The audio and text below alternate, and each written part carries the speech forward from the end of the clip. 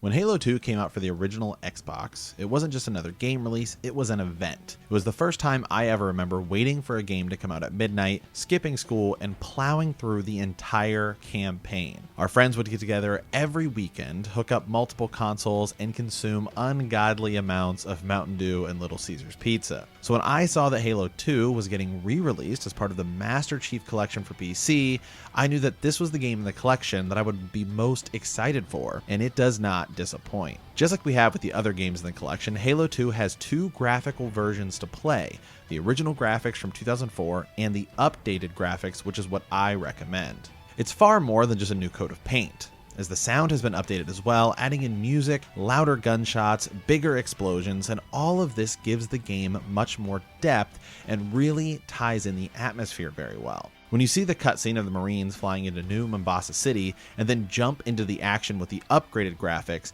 it feels far more fluid than the old graphics.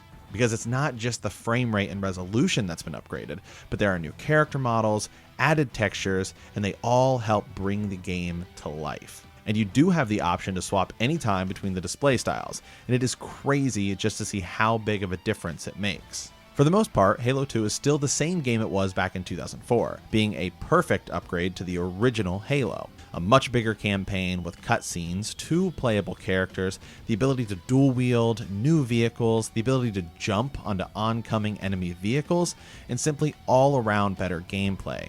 Diving back into the campaign, it's easy to see why this game was so revered when it originally came out. The story is immense, the epic scale of the battle we heard about in Halo 1, we now see taking place on Earth. And the cutscene of Master Chief taking a bomb and diving it into an enemy ship in outer space still looks great today.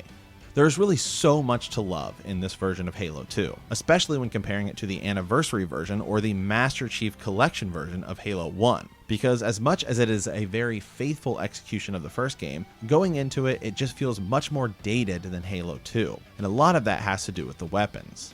While Halo 2 did nerf the greatest pistol to ever exist in any first-person shooter, they did add a ton of variety, and each new weapon feels unique.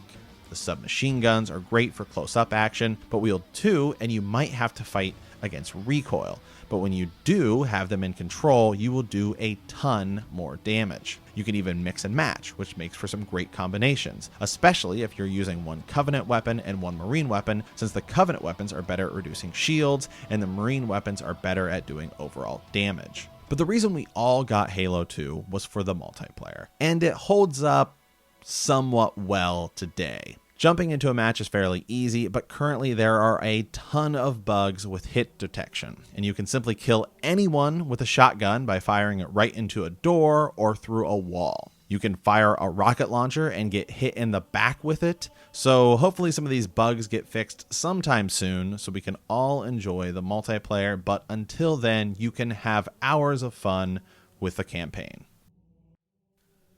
If you like this episode, be sure to hit that subscribe button or check out our podcast on iTunes or come hang out on Twitch. We'll see you next time. And as always, thanks for watching.